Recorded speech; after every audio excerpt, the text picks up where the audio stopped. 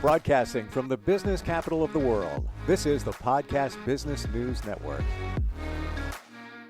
Welcome back, everybody. So if you are responsible for a team, maybe you own a company, and you want to make sure that they're performing at the best that they can, there's a couple of different things that are very important to recognize. We're talking about inclusive leadership.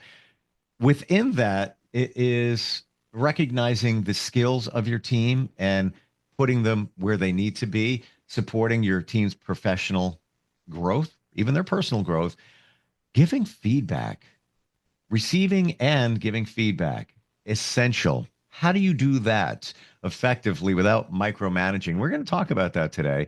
He is somebody that helps many people, many companies with inclusive leadership, and he is back with us from Saterman Connect. Josh Saterman out of New York City on the program once again. How you doing today? I'm excellent, Steve. How are you today? Real good, real good. Good to have you back here. And this is one of those topics where you know you should be doing it, providing feedback. You want to do it in the most encouraging way, but you also don't want to sugarcoat it because you want to make sure that what you say and do in the feedback process empowers, gets results. So I feel like it's a delicate balance. Where do we begin today on that? Well, first and foremost, I always love to just remind ourselves of common language that feedback is typically done after something happens. And part of what inclusive leadership, building healthy cultures that are full engagement, part of developing your talent is sometimes you can actually offer what I would call feed forward. I didn't coin that term, but I certainly say that term because let's just make sure that we're understanding that the intention of feedback is not criticism, or the intention of feed forward is not criticism. The intention is to provide valuable insights, a perspective that maybe somebody doesn't see, an observation, not judgment. And it's in the spirit of being an ally, being an advocate, supporting somebody with growth and development. So I like to start by just giving like a baseline, because sometimes people hear the word feedback and they go, "Ugh," like, what's going to happen to me? And that's a common human reaction, which we'll talk about throughout today's conversation. 100%. I mean, feedback's a nice word. Critique, that one kind of stings a little bit, or you anticipate. That's not going, yeah. Yeah. Side note, back in the day when I first started radio, we used to have, when you go on the air, they'd record it, and it used to be a critique session. Yeah, Steve, we are a strength-based organization. So hashtag Gallup, right? We have to give Gallup their trademark credentials, but or credit. But Gallup has developed, some people call it Strength Finders. That's a little bit of a throwback name, but it's called Gallup Clifton Strengths, and we're certified in Gallup. We're certified in lots of different assessments: Hogan, Myers-Briggs, DISC, Insights, you name it. You name it, we got it. It's like the olive oil aisle. But the reality is that we became a strength-based organization because your strengths, your talent themes, using Gallup language, there's a 1 in 33 million chance that you will have the same top 5 as somebody else. So it's a very individualized assessment. I bring that up and talk about that because of what you just said, which is so many managers, as they're beginning their journey, are learning from those before them. And when they do that, what they do is they sit down to say, I have some feedback for you. And what they're leaning on is the gaps. And what we talk about is how do we create balance within that structure? Some people call it a thank you sandwich, a compliment, a feedback, or a something, a criticism, and then another gratitude. That's one style. There's goods and bads, or pros and cons. Regardless, when you sit down with somebody, how do you help them, support them, navigate them, foster them to think about how to amplify their strengths, use what they do incredibly well, and then also identify the gaps or the development opportunities. And gaps do not mean that you're failing. Gaps mean that in your toolbox, you might have sharp tools, you might have dull tools, and you might have tools you don't have. And in order to get to the next level, whether that's lateral, vertical, whether it's ladders, whether it's waves. We talked about that in a previous conversation. The reality is that if you're in growth mindset, you're looking to get better every day. So for those managers out there who are trying to wrap their head around common language, whether we call it feedback, feed forward, the crux of feedback is how do you sit down with somebody and identify how to amplify their strengths and close the gaps that they want to invest in themselves to be able to close. So should we repackage it instead of saying, let's say we've got uh, Mike, and he's been with us for about a year, and we want to just check in with him. He's doing some things right, some things that need a little bit of adjustment. I want to get him in here today. We're going to talk to him. What do I tell him? Got some ideas for you. Got some ideas, that want to share or us we can talk about instead of calling it, I'm going to give you feedback. Come on in. Who wants to show up for that? You're about to get some coaching here, Steve. Steve, have you asked this what's this gentleman's name again? That's Mike. He's been with us just about a year. Mike. So Mike, I hope you're listening. Mike, what are the ways you like to learn? I like to ask a question.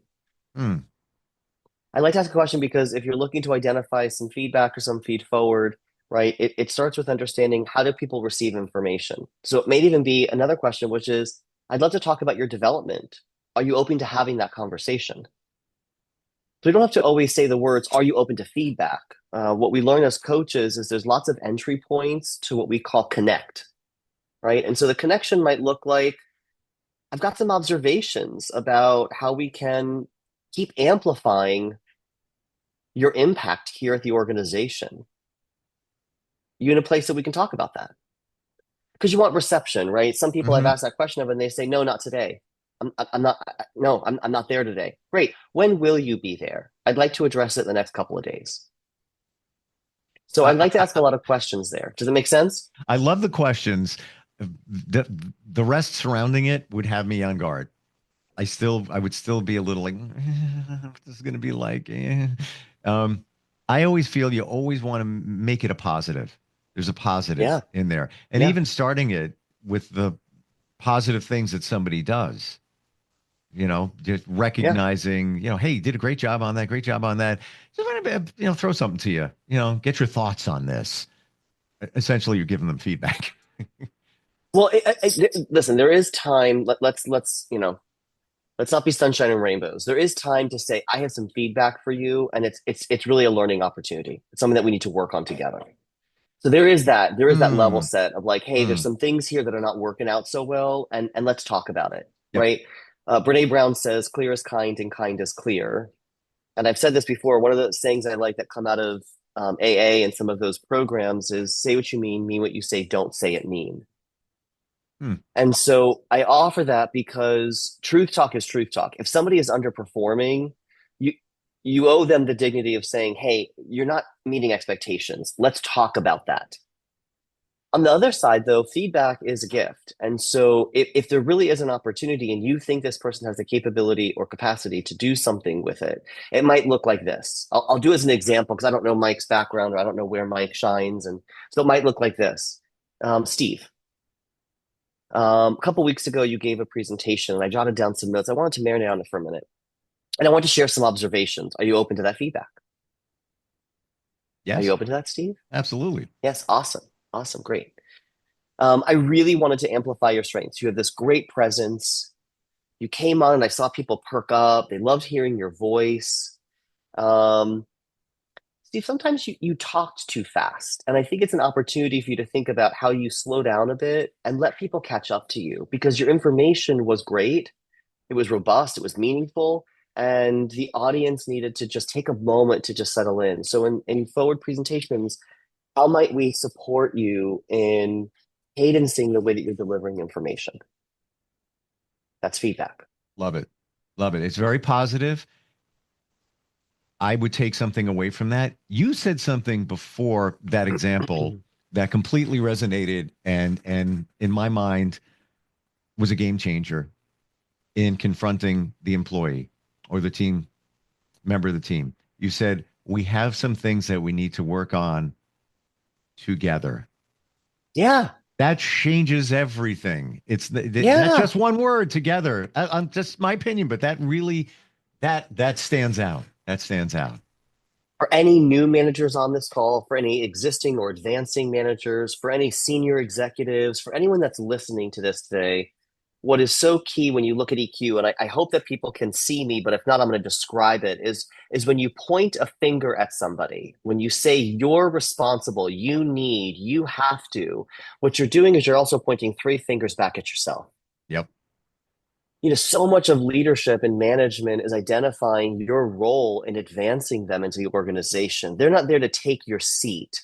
You're there to grow the organization so one day they fall into your seat. That's advocacy. And you ascend to where you want to go next. Just like, right, you're paying it to somebody that will come up in the ranks or through the ranks. Hopefully, somebody above you in that sense of quintessential hierarchy is doing the same for you. So when somebody says to me, my employee is failing, if we're coaching, I'm coaching a CEO and they say my leader is failing, my first question is what is your role in their success?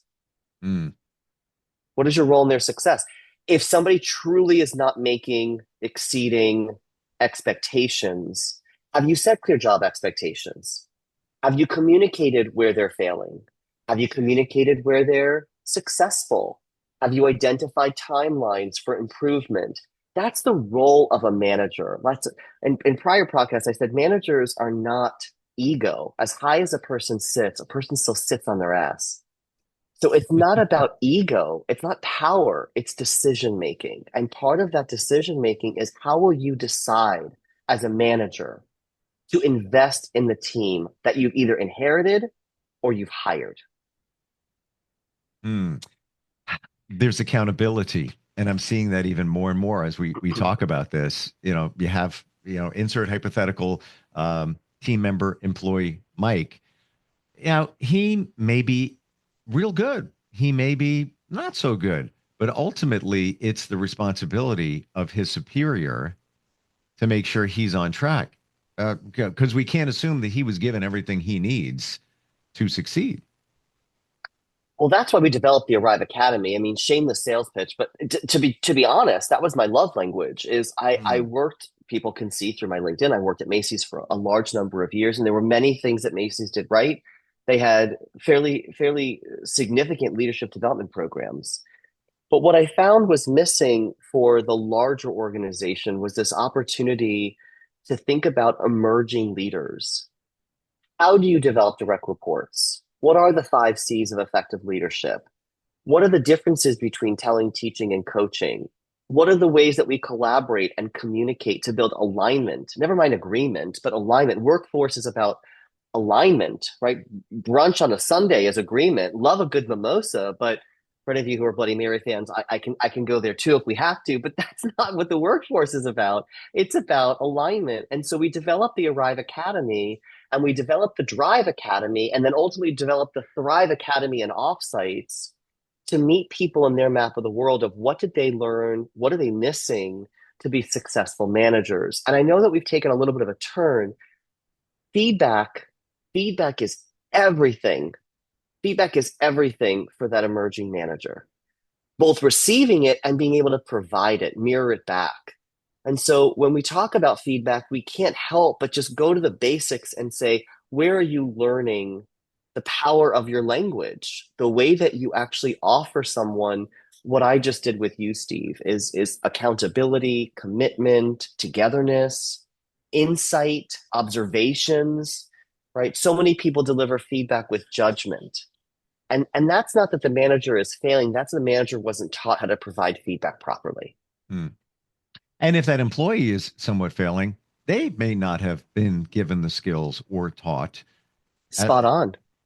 your example was great in terms of the presentation because I felt it. You started with the information you have during your presentation is great. The way you deliver it is great. Just it seems to like you talk a little fast, and it's almost as if you've switched it around that it's the audience's challenge to keep up with the employee. It's not just you That's talk too right. fast. Slow down, dude. Yeah, it's they're not getting it. It was kind of flipped around a little bit, and it felt good. It's like, yeah, you know what? That's a great tip. Mike probably didn't even realize that. And that's why I said, if somebody's really under delivering, we can talk about that shortly, right? There's a different way to lens that, right? It's not to be soft, it's not to be fluffy, it's to be direct. It's just you can say it, you can mean what you say, you can mean what you say, right? But you don't have to say it mean. You Mm. don't have to say it mean. So and people feel it, right? So I'll give another example, just in that same line of presentation. I use that example a fair amount because I would come out of presentations all the time and people would say to me, "Great job." And the endorphins would go, "Ah, yes, great job," right? You'd feel great about it. And then you'd sit back in the desk and be like, well, what was great about it? Yeah, What do I do with that? So yeah. it feels Because you want to good, but you don't know what duplicate to it. do You with it. want to do it Correct. again, but I don't know how to do it again because what was so great about it? Correct. And so I had the fortune of having a really great leader. I always compliment her. Her name is Molly Langenstein. I give honor to that. Because of the work she's doing now with boards, and she's a former CEO and president, and she's been very successful. And she's the one that would deliver feedback to me. And it wasn't nice, it wasn't pleasant, Hmm. but it was impactful. It was pointed. It was demonstrating for me. She would always say to me, you're a teacher, Josh. You know how to connect with people. You're approachable.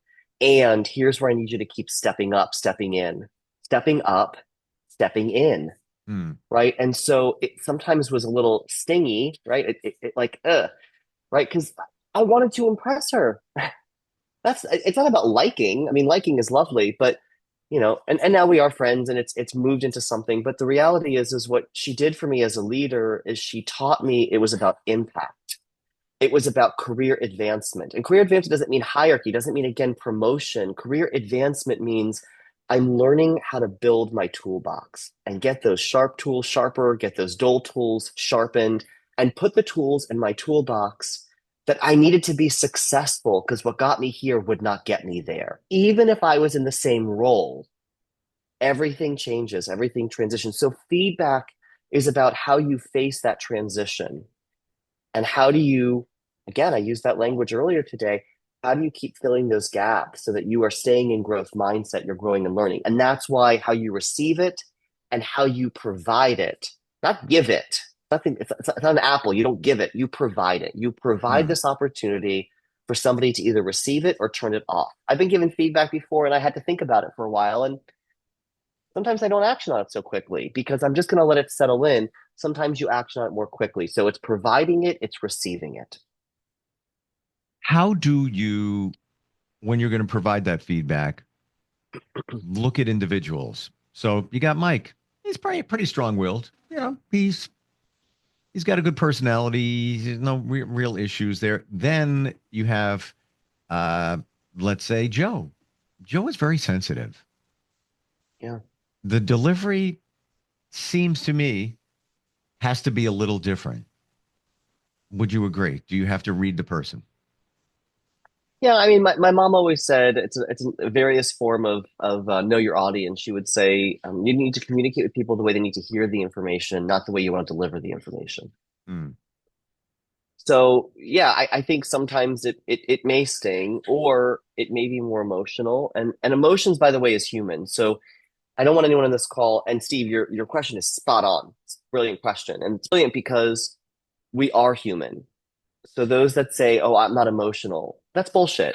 You sit back and you think about it. And if you don't think about it, that means you have an ego, right? Because anyone that's living in EQ, emotional intelligence, humility, self-awareness, knows they have opportunity to keep growing, right? So, and, right? Not but, and. And if somebody is feeling a bit more emotive in that moment, right? It's sensitive, or they've been given that feedback before, that's where coaching Mm. comes in.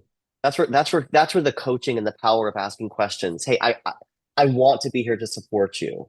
I want to deliver some feedback. It may sting a bit. Let's work on what works for you to close these gaps. So I always provide the opportunity for somebody else. That's the power of coaching, is you don't have the answers, they have the answers. The question is what is their learning style? How do they want to receive feedback? Sometimes it's better in a coffee shop. Sometimes it's better going for a walk. Sometimes it's better Mm. being in a conference room. Sometimes it's better on the phone. sometimes better on a Zoom or a Teams, right? So communicate with people the way they want to receive the information, then ask the question, how do I support you? I think That's your role as a leader, right? the intention is everything, because you just said in a feedback situation, you lean back for a moment and process it instead That's right. of, walking through the hallway. Hey, Mike, yeah, come here. I want to talk to you for a second. Whoa, think about it. How are you going to present it? Just like you said in that example where he was praised for his information and delivery, except his delivery was a little too fast. And Yeah. that there could be, that other employee, Joe, you got to change it all up. Like you said, we got to meet at Starbucks because, I can feel when Joe comes into my office, whoa, he's like very tense. But Yeah. he's great at what he does, but we need to tweak him a little bit. So we need to go, more of a social setting. So I think it's, what I'm getting from you, the intention, you know, thinking about Right. it ahead of time before you react or provide that feedback. Yeah, I'll give a couple quick examples. And the most popular, well, one of the most popular things I hear from leaders, managers, both can be true, right? Is I have no time. I have no time. Well, again, that's bullshit. And sometimes I have to say to a CEO, as high as a person sits, they still sit on their ass. And I say it not to be demeaning or not to be difficult. We built a relationship to go there, but direct is direct, clear is kind, kind is clear. If you don't have 30 minutes to sit with your person and support their growth and development, you shouldn't be a manager.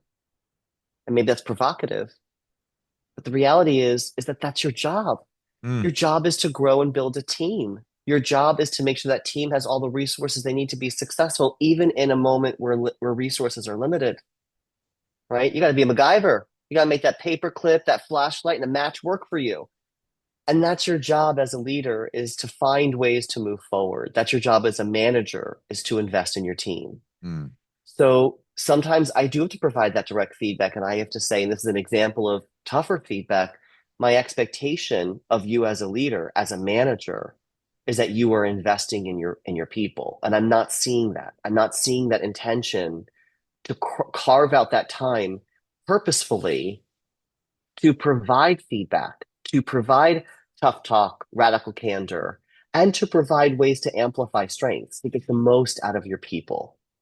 How are you going to provide from, excuse me, how are you going to prioritize your calendar to ensure that you are getting your job done and part of your job getting done is investing in your people? Those two words you just used a moment ago, amplify strengths. Whoa.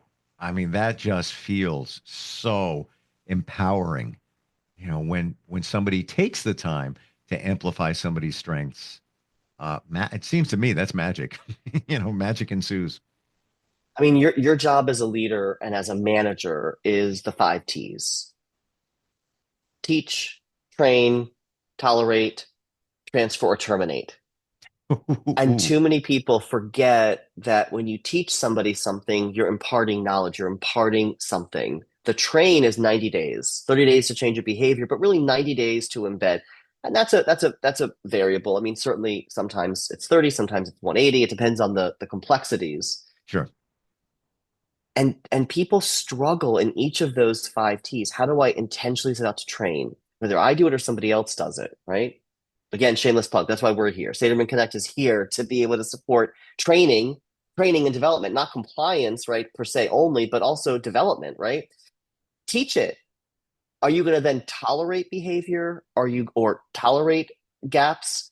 Are you going to transfer them to something that amplifies their strengths? I've done that several times in my career where I'm like, this is not the right job for you because this is not allowing you to amplify your strengths. Are you open to another opportunity within the organization?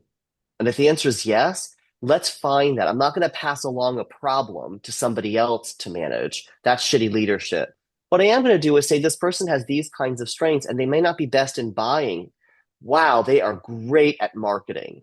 I think we should give them that shot in marketing because it's putting their technical and their critical skills in the right seat, right? Right butt, right seat within an organization. So I love the organizational development, organizational design work that we do, right butt, right seat.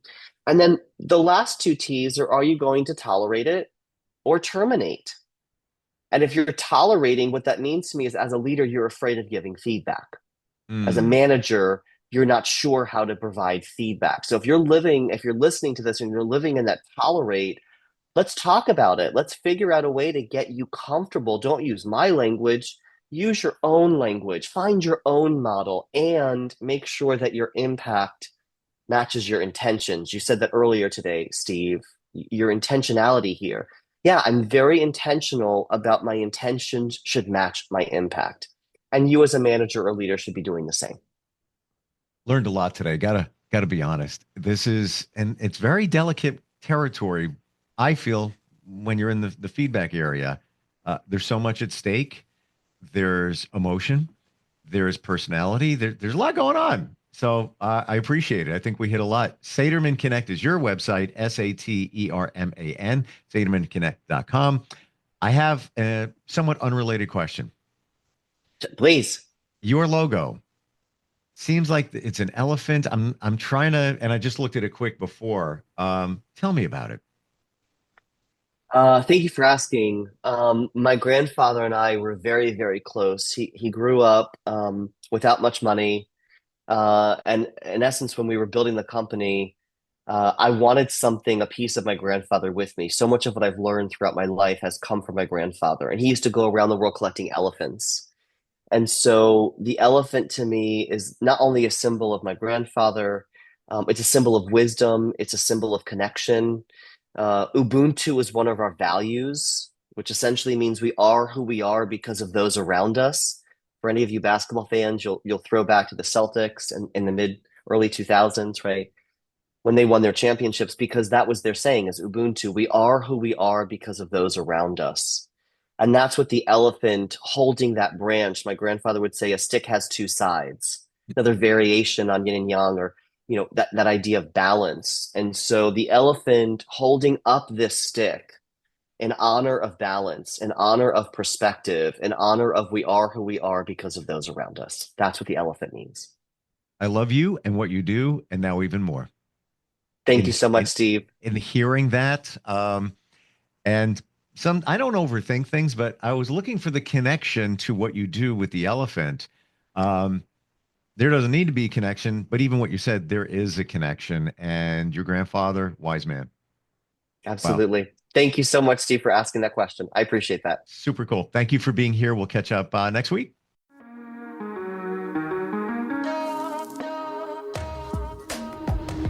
Broadcasting from the business capital of the world, this is the Podcast Business News Network.